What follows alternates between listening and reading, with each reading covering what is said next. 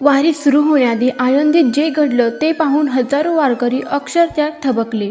इंद्रायणी नदीचा प्रचंड पूर, पाण्याखाली गेलेले रस्ते, चारही बाजूंनी बंद झालेला संपर्क आणि या सगळ्यात मोठा प्रश्न एकच होता, यंदा माऊलीची पालखी वेळेवर निघणार तरी कशी? 2 दिवसापासून आळंदीमध्ये पावसाने अक्षरशः थैमान घातलं होतं. इंद्रायणी नदीचं पाणी सतत वाढत होतं. नदीकाठाच्या भागात पाणी शिरायला सुरुवात झाली होती. काही ठिकाणी वारकरी आणि भाविक अडकलेले असल्याच्या बातम्याही समोर येत होत्या. प्रशासन सतर्क होतं, कारण परिस्थिती साधी नव्हती. वारीसारख्या लाखो लोकांच्या श्रद्धेशी जोडलेल्या सोहळ्यावरचं संकट आलं होतं. माऊलीची पालखी म्हणजे एक परंपरा नाही, तर लाखो वारकऱ्यांच्या भावना आहेत. आळंदीतून पालखी निघते, पुढे ठरलेल्या मार्गाने प्रवास सुरू होतो आणि सतत या सगळ्या प्रवासाकडे संपूर्ण महाराष्ट्राचं लक्ष असतं. पण यावेळी इंद्रायणीच्या पुरामुळे अनेक मार्ग बंद झाले होते. पूल पाण्याखाली गेले होते. काही ठिकाणी वाहतूक थांबवण्यात आली होती आणि त्यामुळे पालखी वेळेवर निघेल का, हा प्रश्न सगळ्यांनाच पडला होता.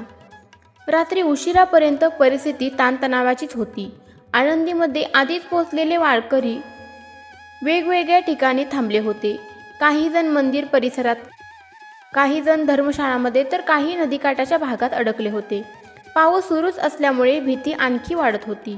पुराचं पाणी वाढतच गेलं आणि काही ठिकाणी बचाव पथकांना मदतीसाठी धाव घ्यावी लागली. पण या ताणतणावाच्या वातावरणात पहाटेपासून चरित्र हळूहळू बदलावं लागलं. सकाळच्या सुमारास पावसाचा जोर कमी झाला आणि त्यानंतर इंद्रायणीच्या पाण्याची पातळीही हळूहळू उतरू लागली. ज्या भागात रात्रीपर्यंत परिस्थिती गंभीर वाटत होती, तिथे सकाळी काहीसा दिलासा मिळू लागला. पुलावरून वाहणारं पाणी कमी होत असल्याचं बातम्या समोर येऊ लागलं. प्रशासन, स्थानिक आणि वारकरी सगळ्यांची नजर नदीकडेच होती आणि मग काही वेळातच अशी परिस्थिती निर्माण झाली की पालखी प्रस्थानाचा मार्ग पुन्हा शक्य होऊ लागला.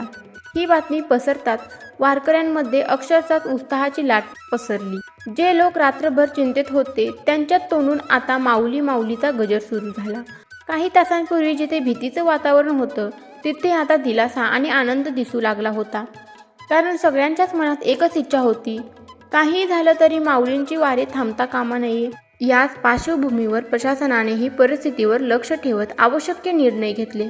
मार्ग, पाण्याची पातळी, सुरक्षेची व्यवस्था, वारकऱ्यांची हालचाल सगळं पुन्हा तपासू जाऊ लागलं. कारण वारकरी हा फक्त धार्मिक सोहळा नाही, तो लाखो लोकांच्या उपस्थितीत होणारा अत्यंत मोठा आणि संवेदनशील प्रवास आहे. सगळ्यात महत्त्वाची गोष्ट म्हणजे श्रद्धा, संयम आणि योग्य नियोजन यांच्या जोरावर ही अडचण मोठ्या संकटातून बदलून दिली गेली. ज्या वारीवर पुराचं सावट संकट आलं होतं, तीच वारी पुन्हा मार्गावर येण्याची चिन्ह दिसू लागली आणि म्हणूनच आज आळंदीमध्ये दिसलेला तो क्षण वारकऱ्यांसाठी खूप मोठा होता. एकीकडे निसर्गाचा रौद्र अवतार आणि दुसरीकडे माऊलीवरचा अढाळ विश्वास. आता पुढे वारीचा प्रवास कसा पार पडतो, प्रशासन आणखी कोणते निर्णय घेतं आणि वारकऱ्यांसाठी पुढचे दिवस कसे असणार आहेत, हे पाहणं महत्त्वाचं ठरणार आहे. पण आळंदीतला आजचा दिवस मात्र एक गोष्ट पुन्हा दाखवून गेला, संकट कितीही मोठं असलं तरी श्रद्धेची वाट थांबत नाही. तुम्हाला काय वाटतं, आळंदीत आज जे घडलं त्याकडे तुम्ही फक्त निसर्गातील बदल म्हणून पाहता की वारकऱ्यांच्या श्रद्धेची ताकद म्हणून? कमेंटमध्ये नक्की सांगा. रामकृष्ण हरी.